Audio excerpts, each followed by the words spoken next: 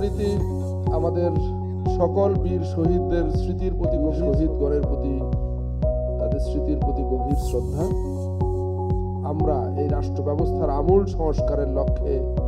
এক দীর্ঘ ধারাবাহিক আলোচনায় এই বৃন্দ গত রোববারের আলোচনার পর মাঝে দুদিনের জন্য বিরতি দেওয়া হয়েছে এবং